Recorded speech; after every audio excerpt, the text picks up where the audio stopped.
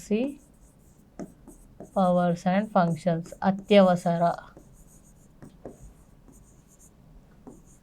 So అత్యవసర అధికారాలు అనమాట. సో ఏవేవి ఉంటే అత్యవసర అధికారాలు అనేది చూద్దాం.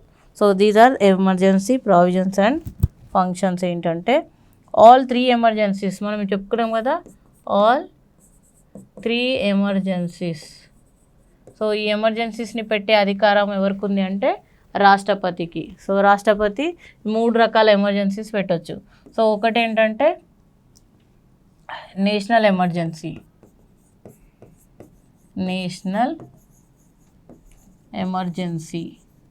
Next state emergency, next financial emergency. So financial emergency అనేది ఇప్పటివరకు పెట్టడం లేదు, పెట్టకూడదు కూడా. సో మనకి అలాంటి పరిస్థితి లేదు. సో మీరు శ్రీలంక విషయానికి వస్తే ఫైనాన్షియల్ ఎమర్జెన్సీ అనేది విధించడం జరిగింది. సో నేషనల్ ఎమర్జెన్సీ ఏ ఆర్టికల్ అంటే ఆర్టికల్ 352 ప్రకారం నేషనల్ ఎమర్జెన్సీ. స్టేట్ వచ్చేసి state emergency 356 and also 365.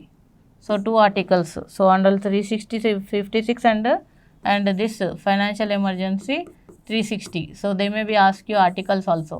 A article ప్రకారం national emergency.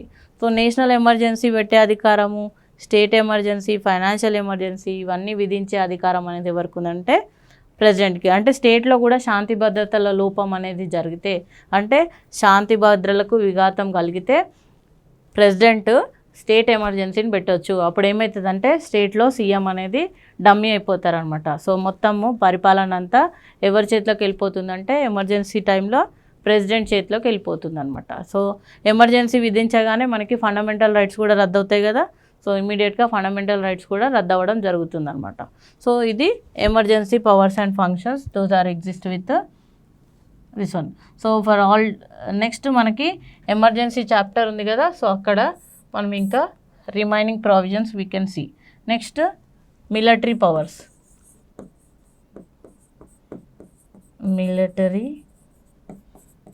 And functions. So military powers and functions ఏమున్నాయి ప్రెసిడెంట్కి చూద్దాం. So military means he is a supreme commander of, ఇంతకుముందు చెప్పుకున్నాం కదా, supreme commander of all the 3 forces of military forces. So military ఫోర్సెస్కి supreme commander ఎవరంటే chief president of రాష్ట్రపతి. So రాష్ట్రపతి chief ఇది. సో మన 3 వింగ్స్ ఉంటాయి కదా, 3 wings. So what are the 3 wings? Naval, air, military. So మొత్తం సో ఈ 3 విభాగాలకి త్రివిధ దళాలు అంటాం కదా, త్రివిధ దళాలకి అధిపతి ఎవరు అంటే president. President is the head of these 3 army commanding. So naval, air and military. So defence ఫోర్సెస్కి మొత్తానికి ఈయన head. So he declares war and conclude peace. declares war and also conclude peace with foreign countries. So ఏవైతే విదేశాలు ఉన్నాయో, so విదేశాల మీద war ప్రకటించాలన్నా, యుద్ధం ప్రకటించాలన్నా కూడా, సో లేకపోతే యుద్ధాన్ని ఆపాలన్నా కూడా ఎవరికి అధికారం ఉంటుందంటే రాష్ట్రపతికి మాత్రమే ఉంటుంది. సో ఫారిన్ కంట్రీస్, వేరే కంట్రీస్ తోటి యుద్ధానికి కానీ యుద్ధాన్ని ఆపే అధికారం కానీ ఎవరికి ఉంటుందంటే ఎవరికి ప్రెసిడెంట్కి ఉంటుంది అనమాట. So these are the military powers and functions. ఇంకొక లాస్ట్ ఫంక్షన్ ఉంది, అది డిప్లొమాటిక్ చెప్పుకుందాం. డిప్లొమాటిక్ అంటే ఏంటి చూద్దాం. Next diplomatic powers and functions. So diplomatic powers and functions ఏమున్నాయో చూద్దాం. So what are the diplomatic powers అంటే all international agreements enforced, all international agreements enforced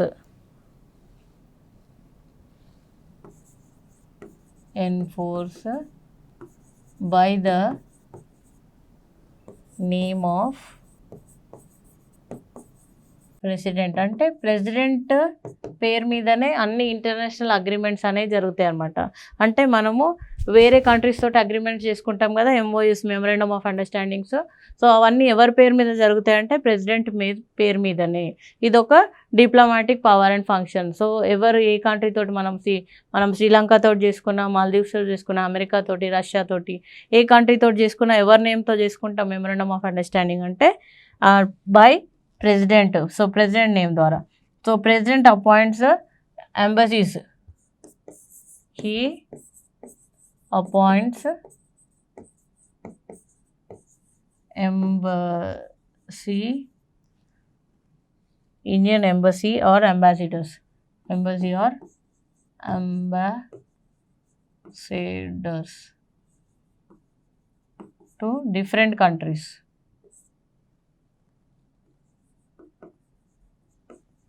so మన foreign embassies, so Indian embassy వచ్చేసి ఫారిన్లో ఉంటారు కదా. సో ఫారిన్ వాళ్ళ, so వేరే కంట్రీస్లో మన ఇండియన్ ఎంబసీస్ ఉంటాయి కదా.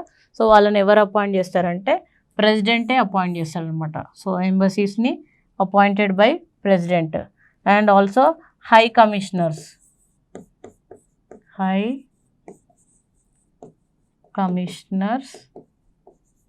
To commonwealth, high commissioner to the commonwealth countries. So ఇది ఇంపార్టెంట్. సో కామన్వెల్త్ కంట్రీస్లో మాత్రం హై కమిషన్స్ అపాయింట్ చేస్తాము. సో మిగతా కంట్రీస్లో ఎంబసీ ఉంటుంది అన్నమాట. సో ఇండియన్ ఎంబసీ వచ్చేసి వేరే వేరే కంట్రీస్. సో అమెరికాలో ఇండియన్ ఎంబసీ, అట్లా రష్యాలో ఇండియన్ ఎంబసీ. సో మన ఉక్రెయిన్లో కూడా ఇండియన్ ఎంబసీ ఉండే కదా. సో రష్యా ఉక్రెయిన్ వారు ప్రొక్లైమ్ అయినప్పుడు సో అందరు వచ్చేసి ఇండియన్ ఎంబసీలో పేరు నమోదు చేసుకోండి, అక్కడికి రండి, జెండాలు పట్టుకొని రండి అని చెప్పేసి వాళ్ళకి ఆదేశాలు ఇవ్వడం జరిగింది కదా. సో అట్లా అనమాట. సో మన ఇండియన్ ఎంబసీ అనేది అక్కడ ఉంటుంది. సో మనం పౌరసత్వంలో కూడా చూసుకున్నాం కదా, ఎవరైనా పర్సన్స్ విదేశాల్లో ఉంటే ఇండియన్ ఆరిజిన్ అయ్యండి, అక్కడ వాళ్ళకి పిల్లలు పుడితే సో ఆ పిల్లల్ని ఇండియన్ ఎంబసీలో రిజిస్టర్ చేస్తే వాళ్ళ బర్త్ అనేది అప్పుడు వాళ్ళు ఆటోమేటిక్గా ఇండియన్ సిటిజన్స్ అయిపోతారని. సో అట్లా. సో ఈ ఎంబసీస్ని అపాయింట్ చేసే అధికారం ఎవరికి ఉంటుందంటే ప్రెసిడెంట్, రాష్ట్రపతికి ఉంటుంది అనమాట. సో ఇది.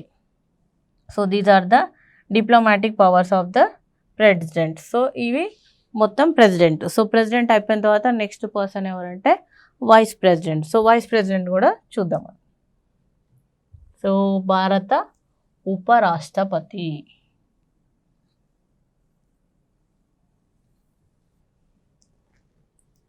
ఉపరాష్ట్రపతి గురించి చూద్దాం. Vice president of India. So vice president, ఉపరాష్ట్రపతి. ఇప్పుడు ఎవరండి ఉపరాష్ట్రపతి? వెంకయ్య నాయుడు ఉపరాష్ట్రపతి. Belongs to Andhra Pradesh, Guntur district, Muppavaram. Venkaiah Naidu is the vice president of India now. President వచ్చేసి రామ్నాథ్ కోవింద్, వైస్ ప్రెసిడెంట్ వచ్చేసి వెంకయ్య నాయుడు. సో వైస్ ప్రెసిడెంట్కి ఎలాంటి అధికారాలు ఉంటాయి, ఎవరు అపాయింట్ చేస్తారు, ఈయన రెసిగ్నేషన్ ఇవ్వాలంటే ఎవరు, సేమ్. సో చాలా వరకు వైస్ ప్రెసిడెంట్కి ఇంకా ప్రెసిడెంట్కి సేమ్ ప్రొసీజర్ ఉంటుంది, జస్ట్ స్మాల్ చేంజెస్ ఉంటాయి. So what are the changes will see. The concept of vice president we have taken from USA. The concept of vice president అంటే VP. Vice president taken from USA. So America నుంచి తీసుకున్నాం అనమాట మనం. So USA నుంచి vice president అనేది తీసుకున్నాం. So vice అంటే ఏమంటే వైస్ రాయ్ అనేది ఉండే కదా ఇంతకుముందు. వైస్ అంటే ఇన్ ప్లేస్ ఆఫ్, ఎవరి ప్లేస్లో అంటే ఇప్పుడు రాష్ట్రపతి లేకపోతే రాష్ట్రపతి ప్లేస్లో ఎవరు ఉంటారంటే ఉపరాష్ట్రపతి, సో ఆయనకి బదులుగా అని. సో రాష్ట్రపతి ఏదైనా కారణాల వల్ల బయట వేరే కంట్రీస్కి వెళ్తుంటారు కదా, సో అప్పుడు రాష్ట్రపతి బాధ్యతల్ని ఎవరు తాత్కాలికంగా నిర్వహిస్తారంటే ఉపరాష్ట్రపతి చూసుకుంటారు అనమాట. సో వైస్ అంటే ఇన్ ప్లేస్ ఆఫ్, ఆయన లేకపోతే ఈయన చూసుకుంటారు. Yes, so this is vice. So who is the first person of India అంటే భారత రాష్ట్రపతి. సో సెకండ్ పర్సన్ ఉపరాష్ట్రపతి అంటారు. సో ఇట్లా. సో ఇంకొకటి ఫస్ట్ లేడీ అని అడుగుతారు. So who is the first lady of India? So lady ఎవరు అంటే మన ఎవరైతే రాష్ట్రపతి ఉన్నారో వాళ్ళ వైఫ్ ఉంటారు కదా, వాళ్ళే ఫస్ట్ లేడీ. సో మీరు కన్ఫ్యూజ్ కావద్దు, మళ్ళీ ఫస్ట్ పర్సన్ అంటే ఈయన, ఫస్ట్ లేడీ ఎవరు అంటే షీఈ్ సో వాళ్ళ వైఫ్ అనమాట. సో రాష్ట్రపతి వాళ్ళ వైఫే first lady of India. So ఇది. సో వైస్ ప్రెసిడెంట్కి సంబంధించిన articles. So article 63.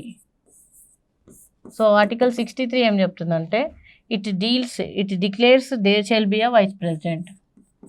It declares that there shall be a vice president. So there shall be a vice president of India. అంటే vice president కూడా ఉండాలి ఇండియాకి అని ఎవరు చెప్తున్నారు? Article 63. So article 63 is telling that so there shall be a vice president అంటే భారతదేశానికి ఉపరాష్ట్రపతి కూడా ఉండాలి, ఆయన అవసరం ఉంది అని ఎవరు చెప్తున్నారంటే article 63. Next article 64. Yes, so article 64 ఏం చెప్తుంది చూద్దాం. So article 64 it declares vice president of India is a declares vice president is ex officio chairman of Rajya Sabha.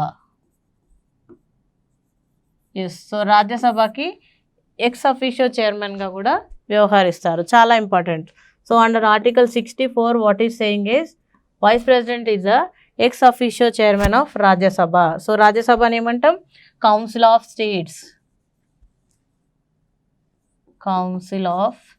States. So Rajya Sabha Lok Sabha అని మనకు కన్వీనియంట్గా పెట్టుకున్నాం, కానీ కాకపోతే లోక్సభ అంటే హౌస్ ఆఫ్ పీపుల్ అని, రాజ్యసభ అంటే కౌన్సిల్ ఆఫ్ స్టేట్స్ అని అనడం జరుగుతుంది అనమాట. So he is a ex officio chairman of Rajya Sabha అంటే ఈయన రాజ్యసభ కూడా చైర్మన్గా వ్యవహరిస్తారు. ఎవరు అంటే ఉపరాష్ట్రపతి. చాలా ఇంపార్టెంట్. ఏ ఆర్టికల్ చెప్తుంది? Article 64. So ex officio chairman of Rajya Sabha. Next article 65. So ఇది సింపుల్. ఏ ఆర్టికల్ ఏం చెప్తుందో జస్ట్ తెలుసుకుంటే సరిపోతుంది ఏ ఆర్టికల్లో ఏముంది. So which article is dealing with X officio chairman of Rajya Sabha ఉపరాష్ట్రపతి. సో వైస్ ప్రెసిడెంట్ అంటే article 64. So article 65 is dealing with the vice president discharge, vice president discharge అంటే చేస్తారు అన్నమాట. discharge powers and functions of president. ఎప్పుడు? when he discharge the powers and functions of in place of powers and functions of president whenever he is absent. అంటే ఆయన లేనప్పుడు ఆయన ప్లేస్లో వ్యవహరిస్తారన్నమాట. సో ఆయన పవర్స్ అండ్ ఫంక్షన్స్ని డిశ్చార్జ్ చేయడం జరుగుతుంది. అంటే ప్రెసిడెంట్ లేనప్పుడు vice president acts as the president. Okay, so whenever he is absent or fall vacant. So ఆయన సీట్ అనేది ఫాల్ వేకెంట్ అయినప్పుడు ఈయన ఎట్లా వేకెంట్ అవుతుంది అంటే బై రిమూవల్. సో రిమూవల్ ద్వారా అవ్వచ్చు, రిజైన్. సో ఆయన రిజైన్ చేయొచ్చు, లేకపోతే death or ill health. So health బాగాలేక కూడా ఆపుతారు కదా. సో ఆయన హాస్పిటల్లో అట్లాంటి ప్లేసెస్లో ఉన్నప్పుడు, ఆయనకి ఏదైనా సర్జరీస్ అట్లాంటి మేజర్ అయినప్పుడు కూడా వేరే కంట్రీస్కి వెళ్ళి కూడా సర్జరీస్ చేసుకుంటారు కదా. సో అట్లాంటి టైంలో కూడా vice president acts as the president of India. So these are the things. So maximum ఎప్పటి వరకు ఉంటారంటే, సో మ్యాక్సిమం పీరియడ్ వచ్చేసి maximum period vice president acts as president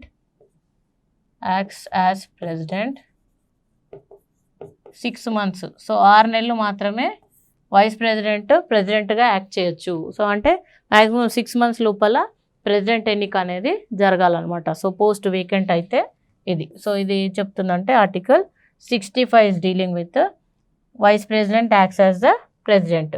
next 66 election of vice president. So 66 ఏం చెప్తుందంటే మళ్ళీ వైస్ ప్రెసిడెంట్ ఎలా ఎలక్ట్ చేసుకోవాలి, same electoral college. Yes, so article 66 election of vice president, VP అంటున్నానండి, వైస్ ప్రెసిడెంట్. సో వైస్ ప్రెసిడెంట్ని ఎలా ఎలక్ట్ చేస్తాం? So how we are electing vice president అంటే same electoral college. We have here also same indirect method and with electoral college. So ఈ electoral కాలేజ్లో ఎవరు ఉంటారు అనేది కూడా ఇంపార్టెంట్. సో ఇక్కడ వచ్చేసి ఎలక్టోరల్ కాలేజ్లో ఇంతకుముందు ఎలక్టెడ్ మెంబర్స్ అన్నాం, elected members of both the houses of parliament and state legislative assemblies, and they includes Delhi and Puducherry state legislative assemblies also. ఇక్కడ ఎవరు ఉంటారో చూద్దాం. So elected members of electoral college consist of all the members of the houses of parliament.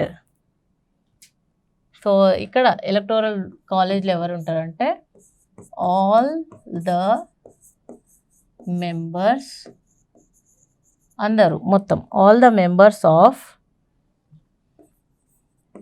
both houses of parliament. So పార్లమెంట్లో elect అయిన మొత్తం అందరు members అంటే నామినేటెడ్తో ఇంక్లూడ్గా nominate అయిన మెంబర్స్ కూడా ఇక్కడ ఇంక్లూడ్ అవుతారు. ఇక్కడ వైస్ ప్రెసిడెంట్ ఎలక్షన్లో, అదే ప్రెసిడెంట్ ఎలక్షన్లో ఓన్లీ ఎలక్టెడ్ మాత్రమే ఉంటారు ఎలక్టోరల్ కాలేజ్లో. So that is the major difference we have to notice. So this is, so method of election ఏంది? సేమ్, మళ్ళీ మెథడ్ ఆఫ్ ఎలక్షన్ కూడా సేమ్ ఫార్ములా, కాకపోతే చిన్న చిన్న చేంజెస్ ఉంటాయి. Method of election, so what is the method of election అంటే same నైష్పత్తిక ప్రాతిపదికన, అంటే proportional representation and single transferable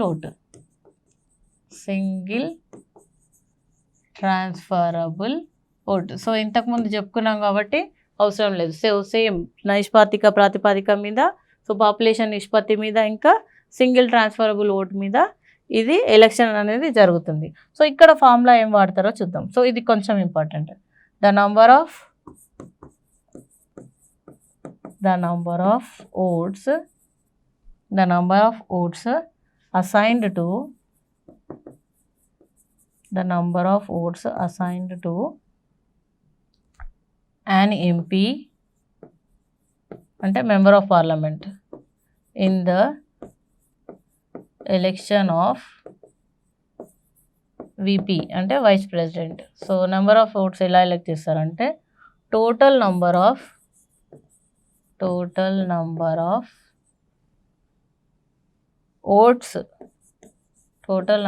oats assigned to total number of votes assigned to all the MLAs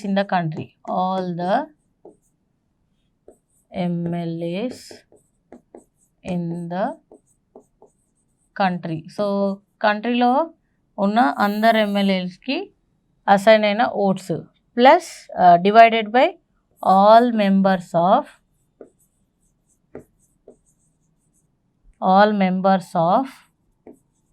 both houses of parliament. So పార్లమెంట్లో ఉన్న అందరు members including nominated, అందుకే ఇక్కడ figure చూడండి.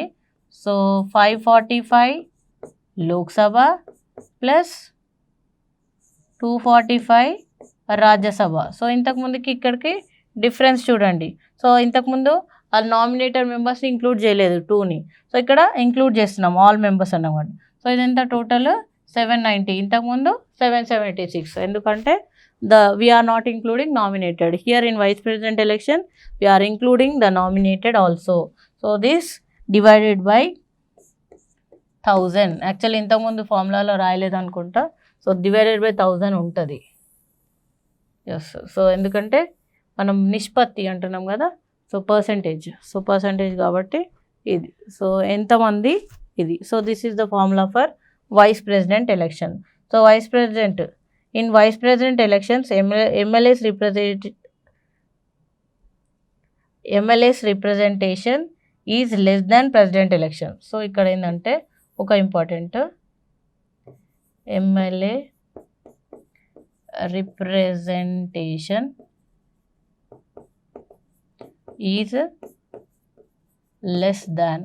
So అంటే తక్కువ ఉంటుంది అనమాట. ఎందుకు ఇక్కడ ఫిగర్ మారిపోయింది కదా, లెస్ దాన్ ప్రెసిడెంట్ ఎలక్షన్ అంటే ప్రెసిడెంట్స్ ఎలక్షన్లో ఉన్న దానికంటే ఇక్కడ ఎమ్మెల్యే సీట్ అనేది తక్కువ ఉంటుంది అనమాట. ఎందుకంటే ఇక్కడ ఫిగర్ మారిపోయింది. ఇక్కడ 790, ఇక్కడ 776 ఉండే. సో అట్లా అనమాట. సో మిగతాదంతా సేమ్. సో డినామినేటర్ మారిపోతే అది లెస్ అయిపోతుంది అనమాట. సో ఇది వైస్ ప్రెసిడెంట్ ఎలక్షన్స్కి సంబంధించి. సో ఎలా ఉంటుంది this one. So vice presidents also elected by single transferable vote and single transferable secret ballot. So మొత్తం పోల్ అయిన దాంట్లో ఎన్ని రావాలంటే 50% రావాలి. సో 50% వస్తే ఆయన ఎలెక్ట్ అవుతారు. So secret ballot. So this is the procedure for election of vice president, article 66. Next qualification. మళ్ళీ క్వాలిఫికేషన్ కూడా సేమ్ ఉంటుంది. సో చాలా వరకు సేమ్. సో ఏం క్వాలిఫికేషన్ ఉండాలి. So a person to become vice president అంటే what are the qualifications we have? Qualifications of vice president. So vice president కావాలంటే ఒక పర్సన్కి ఏమేం క్వాలిఫికేషన్స్ ఉండాలి. సో ఫస్ట్ అండ్ ఫార్మోస్ట్ ఇది అలానే ఉంటుందండి. Must be a citizen of India. Must be a citizen of India. So భారత పౌరుడై ఉండాలి కంపల్సరీ. ఎందుకంటే why, because this is the constitutional post. అంటే కాన్స్టిట్యూషన్లో మెన్షన్ చేయబడిన పోస్టులని ఉత్తి పౌరులకు మాత్రమే ఉంటుంది. సో మనం పౌరసత్వంలో చూసుకున్నాం కదా. సో అందుకనే must be a citizen of India. So must have age కూడా same, attain 35 years of age. So 35 years ఉంటే సరిపోతుంది. సో మినిమం ఏజ్ మెన్షన్ చేస్తే no maximum age. So maximum age minimax అన్నాం కదా. సో మ్యాక్సిమం ఏజ్ అనేది ఏమి ఉండదు. So దాని గురించి మీరు వరి కావద్దు. So minimax rule. సో ఇది 35 years ఉండాలి. Next must be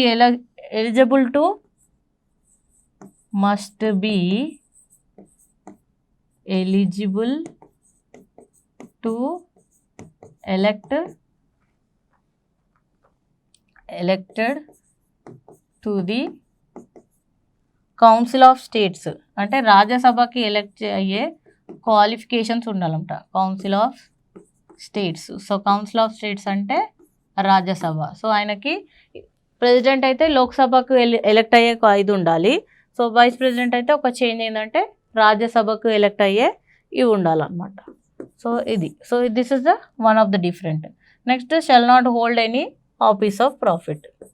shall not hold any office of profit అంటే ఆయనకి ఫైనాన్షియల్ పరంగా మనీ వచ్చే ఏ ఆఫీస్ అంటే ఏ పోస్టు అనేది ఉండకూడదు. సో ఉంటే మాత్రం ఏమవుతుంది, ఆయన ఎప్పుడైతే వైస్ ప్రెసిడెంట్ అవుతారో ఆయన అది ఆటోమేటిక్గా మెంబర్షిప్ అనేది సీజ్ అయిపోతుంది. Membership ceased automatically. సో ఆటోమేటికల్గా ఆయన మెంబర్షిప్ అనేది సీజ్ అయిపోవడం జరుగుతుంది. So these are the qualifications of vice president. So qualifications అయిపోయినాయి కదా. కండిషన్స్ ఏముంటాయి? సో వైస్ ప్రెసిడెంట్ కావాలంటే conditions. So what are the conditions that are exist? Vice president కావాలంటే నామినేటెడ్. సో ఈయన వైస్ ప్రెసిడెంట్కి నామినేషన్ వేయాలంటే nomination of vice president shall signed by 20 members. So ఇంతకుముందు president కావాలంటే 50 మెంబర్స్ అన్నాం కదా, సో ఇక్కడ 20 మెంబర్స్ సరిపోతారు అనమాట. సో 20 ఎమ్మెల్యేస్ కానీ ఎంపీస్ కానీ సైన్ చేయాలి నామినేషన్ని. సో నామినేషన్ అండ్ సెకండెడ్ బై 20 అంటే 20 మంది సిగ్నేచర్ చేసి అండ్ ఇంకా 20 మంది సైన్ ఏమంటారు సపోర్ట్ చేయాలన్నమాట. సో సెకండెడ్ ఆ నామినేషన్ని ఎస్ మాకు కూడా ఈ పర్టికులర్ పర్సన్ వైస్ ప్రెసిడెంట్గా ఉంటే ఇష్టమే, ఈయన నామినేషన్ని మేము కూడా అంగీకరిస్తున్నామని 20 మంది ఏమో సైన్ చేయాలి అండ్ 20 మంది ఏమో సపోర్ట్ చేయాలన్నమాట. అంటే మొత్తం 40 మంది ఎమ్మెల్యేలు కానీ ఎంపీలు కానీ తెలుసుంటేనే మనం వైస్ ప్రెసిడెంట్ నామినేషన్ మాత్రమే వేయగలుగుతాం. సో అంటే నామినేషన్ వేయడానికి కూడా మనకి ఏమంటారు తెలుగులో అయితే పతారా అంటారు కదా, సో అది ఉండాలన్నమాట. అంటే మనకి వీళ్ళు సపోర్ట్ చేస్తే కానీ చేయడానికి లేదు, అందుకంటే నార్మల్ పర్సన్స్ కావడానికి వీల్లేదన్నమాట ఇది. Okay, next same security deposit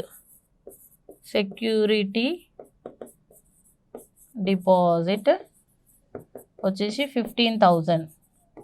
yes, security deposit 15,000.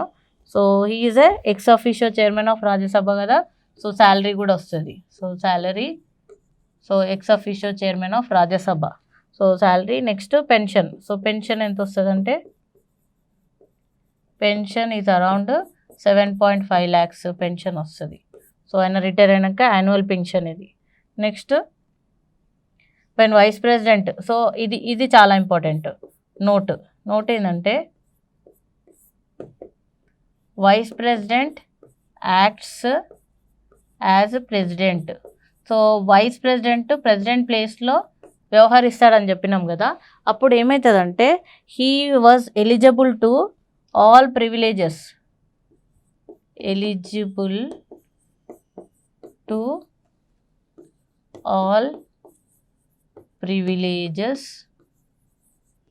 That of president. అంటే ప్రెసిడెంట్కు ఉండే అన్ని ప్రివిలేజెస్ అండ్ శాలరీ కూడా అదే పొందడం జరుగుతుంది. అంటే ఎన్ని రోజులు ఆయన వైస్ ప్రెసిడెంట్గా ఉంటే ప్రెసిడెంట్గా ఉంటే వైస్ ప్రెసిడెంట్ అన్ని రోజులు ప్రెసిడెంట్కి ఉండే అధికారాలన్నీ ఈయనకు కూడా ఉంటాయి అనమాట. అంటే ప్రెసిడెంట్కి ఇచ్చే శాలరీయే ఈయనకు కూడా ఇవ్వాలన్నమాట. సో ఇదొకటి note. So this ends with article 66. Next article 67కి వెళ్ళిపోదాం. ఎస్, ఆర్టికల్ 67 వచ్చేసి టర్మ్. మళ్ళీ ఆర్టికల్ 67 డీల్స్ విత్ టర్మ్, పదవీ కాలం అంటే term of vice president any అంటే he is also 5 years. So 5 years ఈయన పదవీ కాలం. సో 5 years కదా, సో 5 years కంటే ముందే ఈయన రిజైన్ చేస్తే ఎవరికి ఇవ్వాలి అంటే if resignation address to. So ఎవరు resignation, vice president resignation address to president. So ఈయన ఉపరాష్ట్రపతి ఎవరికి ఇవ్వాలి ఆయన రెసిగ్నేషన్ లెటర్ అంటే రాష్ట్రపతికి. సో రాష్ట్రపతి లేకపోతే ఎవరికి ఇవ్వాలి, CJI of supreme court. So supreme court CJI కూడా లేకపోతే ఎవరికి ఇవ్వాలి అంటే one of the senior most judge of supreme court అనమాట. సో సుప్రీంకోర్టులో ఉండే సీనియర్ మోస్ట్ జడ్జికి ఇవ్వాలి. సో మళ్ళీ ప్రెసిడెంట్ కూడా దీన్ని ఎవరికి చెప్పాలి అంటే లోక్సభ. సో హీఈస్ యాక్చువల్లీ ఈయన ఎవరు, ex officio chairman of Rajya Sabha also, right. So ఈయన రెసిగ్నేషన్ చేయాలంటే ఎవరికి ఇవ్వాలి, వైస్ ప్రెసిడెంట్కి ఇవ్వాలన్నమాట రెసిగ్నేషన్ లెటర్.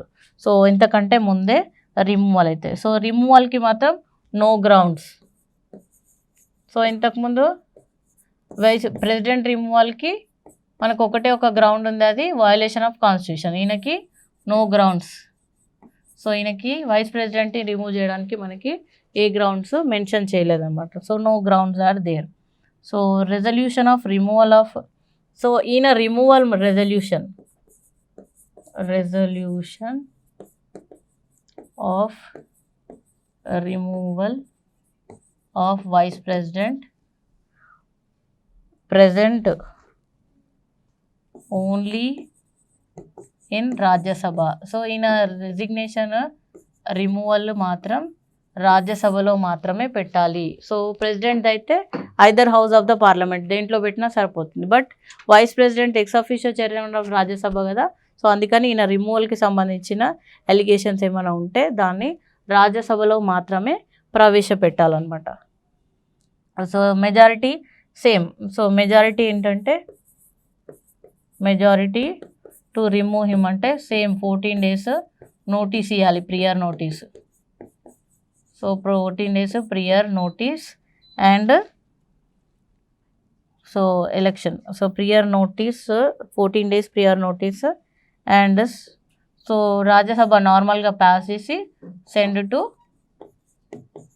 లోక్సభ. సో లోక్సభలో కూడా సెండ్ అయ్యి పాస్ అయిపోతే వైస్ ప్రెసిడెంట్ రిమూవల్ అనేది జరిగిపోతుంది అనమాట. సో వైస్ ప్రెసిడెంట్ని కూడా ఇప్పటివరకు మనము ఎవరిని రిమూవ్ చేయలేదు. So yes the then members, ఇక్కడ మెజారిటీ వచ్చేసి ఏంటంటే the then members present and voting. So అప్పుడు అక్కడ ఉన్న వాళ్ళలో ఉండి ఓటేసిన వాళ్ళలో మెజారిటీని తీసుకొని వైస్ ప్రెసిడెంట్ రిమూవల్ అనేది పాస్ చేయడం జరుగుతుంది. సో రాజ్యసభలో పాస్ అయితే లోక్సభకి సెండ్ చేయడం జరుగుతుంది. సో అక్కడ నుంచి మెజారిటీ. సో అట్లా వైస్ ప్రెసిడెంట్ రిమూవల్ అనేది జరిగిపోతుంది. So only thing vice president resignation ఎవరికి ఇవ్వాలంటే ప్రెసిడెంట్కి. ప్రెసిడెంట్ లేకపోతే సీజే ఆఫ్ సుప్రీం కోర్ట్ అని గుర్తుపెట్టుకోండి. So 5 years. So prior notice and one thing no grounds. And ఈయన రిమూవల్ ఎక్కడ పెట్టాలి అంటే ఓన్లీ ఇన్ రాజ్యసభ, రాజ్యసభలో మాత్రమే ప్రవేశపెట్టాలి. అదే ప్రెసిడెంట్ అయితే ఎనీ హౌస్, ఐదర్ హౌస్, ఏ హౌస్లో అయినా పెట్టచ్చు. సో ఎవరు పెట్టచ్చు అని కూడా మీకు డౌట్ రావచ్చు. ఎవరైనా ఎంపీస్, ఎవరైనా రాజ్యసభ ఎంపీస్ కానీ లోక్సభ ఎంపీస్లో ఎవరైనా ఒకరు ఈ రిమూవల్కి సంబంధించిన బిల్ అనేది పెట్టచ్చు అనమాట. సో ఎస్, ఇది 67. Next article 68. Yes, what article 68 is saying? It deals with the conduct of election of vice president. It deals with the conduct of election of vice president. So vice president election conduct. So election conduct before the expiry. So ఎప్పుడు చేయాలంటే same ఇట్లనే before expiry. So ముందున్న vice president date అంటే 5 years అయిపోకముందే ఇంకో vice ప్రెసిడెంట్ని elect చేసుకోవాలన్నమాట. ఇప్పుడు వెంకయ్య నాయుడు గారు ఉన్నారు కదా, సో ఆయన టైం అయిపోకముందే ఇంకొక వైస్ ప్రెసిడెంట్ని ఎలెక్ట్ చేసుకోవాలన్నమాట. సో ఇది కండక్ట్. సో ఎప్పుడు చేసుకోవాలని. Next, but office of vice president vacant ఉంటే, so office of vice president vacant in any case. So ఇమీడియట్గా నెక్స్ట్ వైస్ ప్రెసిడెంట్ని ఎన్నుకోవాలన్నమాట ఇన్ ఎనీ కేస్. సో ఇలా అవుతుంది removal or resign or death. So లేకపోతే illness. So ఇట్లాంటి కారణాల వల్ల ఆఫీస్ అనేది వేకెంట్ అవుతుంది కదా, అప్పుడు immediately elections conducted. So as soon as elections conducted, as soon as possible. So ఎంత తొందరగా అయితే అంత తొందరగా. సో ప్రెసిడెంట్కి మాత్రం 6 months టైం పీరియడ్ ఉంది కదా, సో ఇక్కడ వైస్ ప్రెసిడెంట్కి మాత్రం ఎంత తొందరగా అయితే అంత తొందరగా ఎలక్షన్స్ పెట్టాలి. సో క్యాజువల్ వేకెన్సీ అంటే 5 years అయిపోయిన తర్వాత వస్తుంది కదా, సో ముందే ఎలక్షన్ అనేది జరగాలి. సో ఇది ఎన్ని సడన్ కేసెస్లో అయితే ఎంత తొందరగా వీలైతే అంత తొందరగా వైస్ ప్రెసిడెంట్ని పెట్టాలన్నమాట. సో ఇది article 68. Next article 69.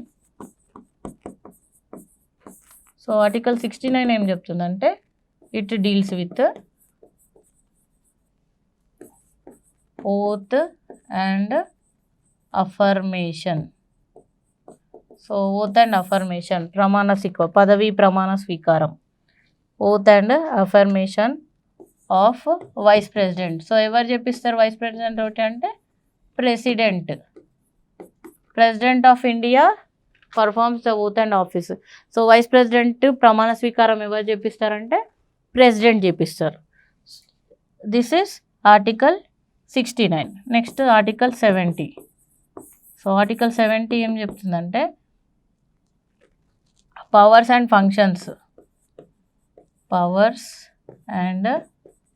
Functions of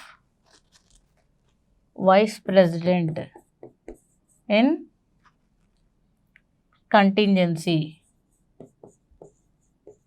so ఈయనకుండే అధికారాలు విధులు అంటే పవర్స్ ఫంక్షన్స్ అధికారాలు విధులు వైస్ ప్రెసిడెంట్కి ఏమేమి ఉంటాయి అనేది ఆర్టికల్ 70 చెప్తుంది.